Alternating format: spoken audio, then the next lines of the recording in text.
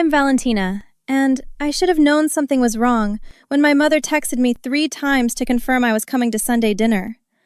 I pulled into my parents' driveway and saw my sister Chloe's car already there, along with my Aunt Petra's SUV. My stomach tightened. Mom opened the door before I could knock. "Oh, good, you're here. Everyone's waiting in the dining room." "Everyone?" "Just family, sweetheart. Come on." The dining room table was set for 6. My father, Russell, sat at the head, Chloe and her boyfriend Marcus on one side, Aunt Petra on the other. The only empty chair was at the opposite end from Dad, facing everyone. "Valentina, sit down," Dad said. Not, "Hey, honey," or "Glad you made it." Just, "Sit down." I lowered myself into the chair. "What's going on?" "We need to have a family discussion," Mom said, settling in next to Petra. "About Chloe." My sister's hand went to her belly, 6 months pregnant. "Val, I wanted to tell you myself, but Mom insisted we do this together." "Tell me what?" Marcus cleared his throat. "We're having some financial difficulties. The medical bills are piling up, and Chloe had to quit work early because of complications." "I'm sorry to hear that," I said carefully, "but I'm not sure why—" "Your family," Dad cut in. "Family helps family." The air in the room changed. I looked from face to face. They all had the same expression, expectant, demanding. "We need $15,000, Chloe said quietly, "for the medical bills and to get the nursery ready. Marcus got laid off last month." My hands went cold. 15,000. "We know you have it," Mom said. "You make good money at that consulting firm. You don't have a mortgage anymore. No kids, no husband. You can afford to help your sister." "I can afford it," I repeated slowly. "So that means I should just hand it over?" "Don't be selfish, Valentina," Petra leaned forward. "This is about a baby, your niece or nephew." "I love Chloe," I said, "but $15,000 is a massive amount of money. Can't you take out a loan? Apply for payment plans?" "We tried," Marcus said. "Our credit isn't great right now." "What about Mom and Dad? Can't they help?" The silence that followed was deafening. Dad's jaw tightened. "We're on a fixed income. We can't pull that kind of money out of thin air." "But I can?" "You're younger," Mom said. "You have your whole career ahead of you. We're retired. We've given everything we have to this family already." Something in her tone made my skin crawl. Given everything. I thought about the check I'd written them 2 months ago, and the one before that, and every month for the past 4 years. "Is that what we're calling it now?" I asked softly. "What's that supposed to mean?" Dad's voice rose. "Nothing. Forget it." I turned to Chloe. "Have you looked into state assistance? There are programs for—" "Programs?" Chloe's eyes filled with tears. "You want me to go on welfare when my own sister could help me?" "I didn't say that. I'm just trying to understand all your options before—" "Before what?" Mom stood up. "Before you decide whether your family is worth helping? We raised you, Valentina. We gave you everything. The least you can do is help your sister when she needs it most." "The least I can do," I echoed. "Yes," Petra nodded vigorously. "After everything they sacrificed for you." I looked at my sister, her hand still on her belly, tears streaming down her face. I looked at Marcus, staring at his plate, at my parents, standing united, at Petra, the family enforcer. "I need to think about it," I finally said. "Think about it?" Dad slammed his hand on the table. "Your sister is sitting here, pregnant and desperate, and you need to think about it?" "Russell, calm down," Mom said, but her eyes were on me, cold, calculating. "Valentina, we're not asking for the world, just help from family. Isn't that what family does?" I drove home in a daze and called my best friend Nora. They ambushed me, full setup, my whole family against me for $15,000. "What did you say?" "That I'd think about it. What else could I say with everyone staring at me like I'm some kind of monster?" "Val, you're not obligated to fund their lives." but the guilt sat in my chest like a stone. I spent 3 days avoiding calls from my mother. On Wednesday, she showed up at my office. "We need to talk," she said, standing in my cubicle doorway. "I'm working, Mom."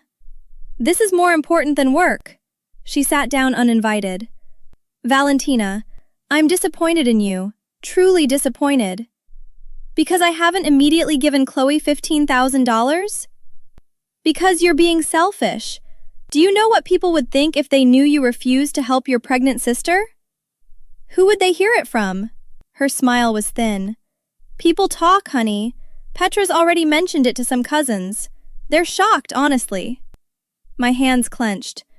"You told Petra to spread it around that I'm refusing to help?" "I didn't tell her to do anything. She's concerned. We all are. About Chloe, obviously, but also about you. About what this says about your character." "My character?" "Yes," she leaned forward. "Valentina, I know you think you've made it on your own, but you haven't. Your father and I supported you through college. We gave you a place to live rent-free for 2 years after graduation. We've been there for every milestone. Now we're asking you to be there for your sister." The lies were so smooth, so practiced. I'd paid my own way through college with scholarships and loans I was still paying off. I'd lived at home for 6 months, not 2 years, and I'd paid rent. "You've rewritten history, Mom." "Excuse me?" "Nothing. I'll think about it." "Don't think too long. Chloe's next appointment is Friday. She needs to know if she can afford the specialized testing." Mom stood up. "And Valentina, your father and I talked. If you do this, we'll pay you back. Eventually. When we can." "How? You said you're on a fixed income." Something flickered across her face. Annoyance. "We'll figure it out. Family always does." She left and I sat there shaking. My phone buzzed. A text from Chloe. "Mom said you're thinking about it. Thank you, Val. I knew you'd come through. You always do." "You always do." The words echoed in my head.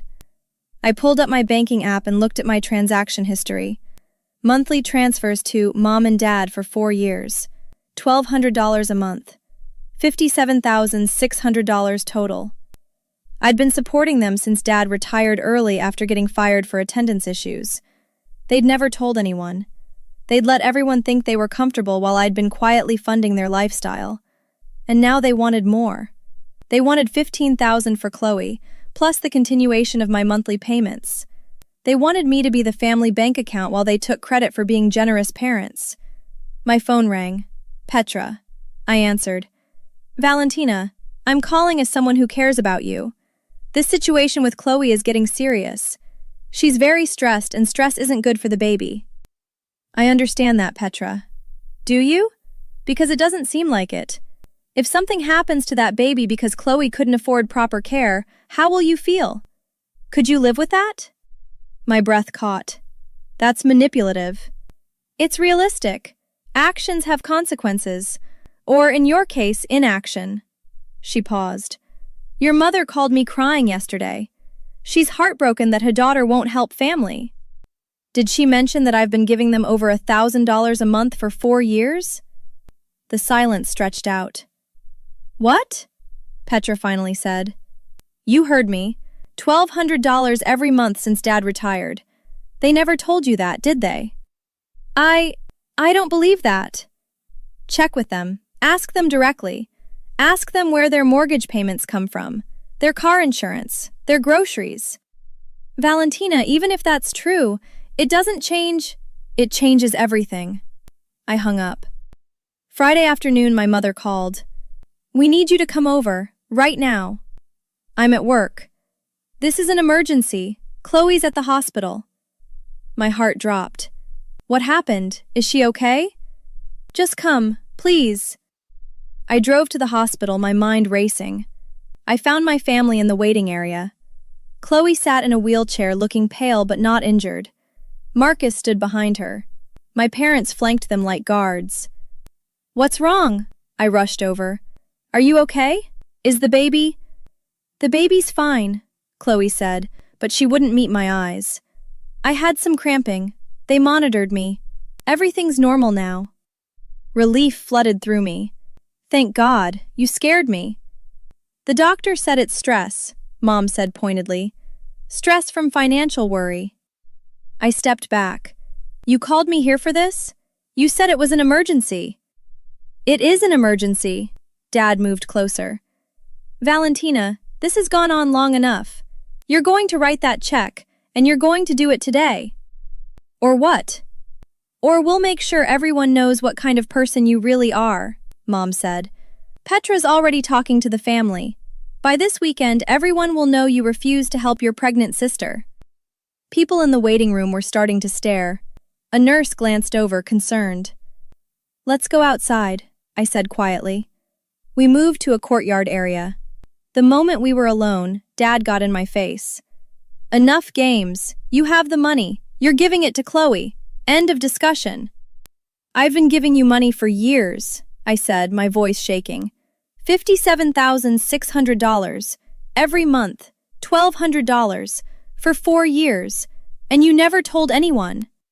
Chloe's face went white. What? Your sister's lying, Mom said quickly. She's trying to… I have bank statements, I said. Receipts. 4 years of transfers. Every single month. Marcus looked at my parents.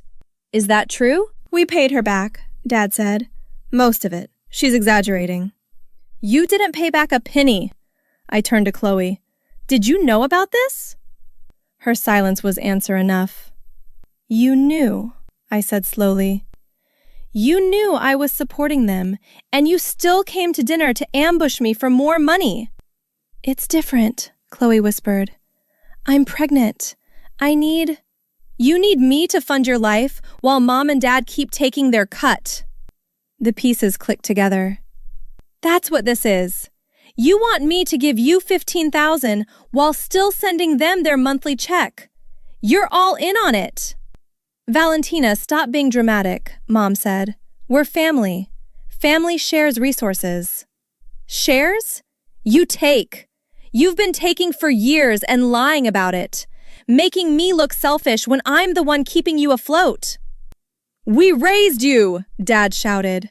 We clothed you, fed you, put a roof over your head. You owe us. I don't owe you my entire life. A doctor approached. Is everything all right out here? We're fine, Mom said sweetly. Just a family discussion. The doctor left. Marcus was staring at Chloe. You told me your parents were helping us with money. You said they were going to give us $5,000. Chloe's face crumpled. They were going to. They promised. With my money, I said. They were going to give you my money and take credit for it. Valentina, that's enough, Mom hissed. But something in me had broken. I pulled out my phone and opened my banking app, right there in front of all of them. I'm done, I said. I'm canceling the automatic transfer.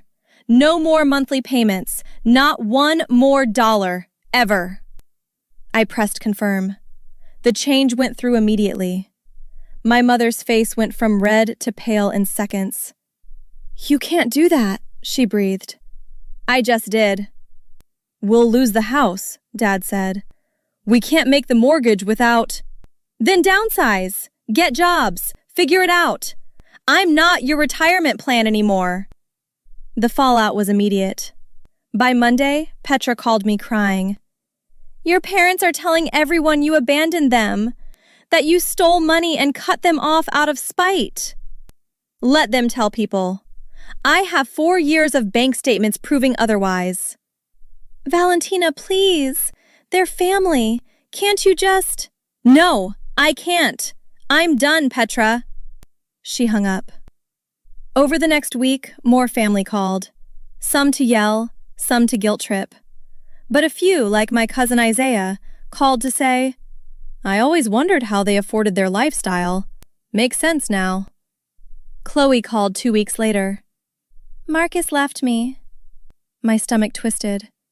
What? He said I lied to him, that I manipulated him into the ambush. He said he can't trust me anymore. Her voice broke. Val, I'm 6 months pregnant and alone. Please, I need help. Just a few thousand to get through. No. What? I said no. You knew what Mom and Dad were doing. You helped them set up that ambush. You tried to manipulate me in front of the whole family. I'm your sister. You're someone who saw me as a piggy bank, just like them. I'm pregnant, Valentina. What am I supposed to do? Apply for assistance. Get a payment plan. Ask your friends. Do what every other single mother does when they can't afford everything they want. I took a breath. I'm not responsible for your choices, Chloe. You chose to side with them. You chose to lie to Marcus. You're heartless. You're just like everyone's saying. Goodbye, Chloe. I blocked her number. Mom called from a different phone 3 days later. The bank is starting foreclosure proceedings. Valentina, please. We'll lose everything. You should have thought about that before spending money you didn't have. We're your parents. You're people who lied to me, used me, and tried to destroy my reputation when I stopped letting you. Parents don't do that. Where will we go? I don't know, Mom, but it's not my problem anymore. I hung up and blocked that number too. Aunt Petra posted on Facebook about how families should stick together. The comments were split. Some agreed, but others, including Isaiah, posted simply, "Ask them who paid their mortgage for 4 years."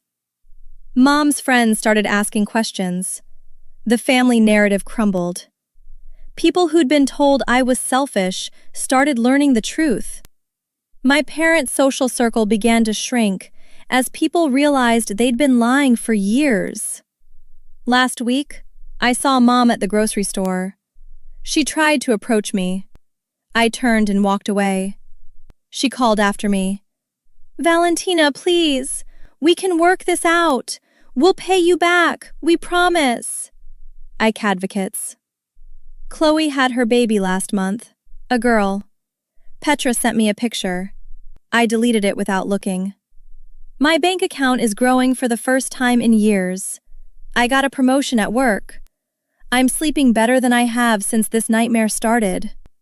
But sometimes, late at night, I'm wondering about the baby, about Chloe struggling alone, about my parents losing their house, about whether I could have done something differently. Then I remember the upbringing, the lies, the Mumfording, the way they all sat there, expecting me to break myself apart to fix their problems, the way they tried to destroy my reputation when I said no. And I know I made the right choice. I'm sitting in my apartment right now, looking at the savings account I'm rebuilding, thinking about the years I lost funding their lifestyle while they took all the credit. Here's what I keep asking myself. If your own family spent years secretly draining your bank account while telling everyone you were selfish for not giving more, and then ambushed you in front of everyone demanding even more money while threatening to destroy your reputation if you refused, would you have walked away sooner than I did? Or would you still be writing those checks?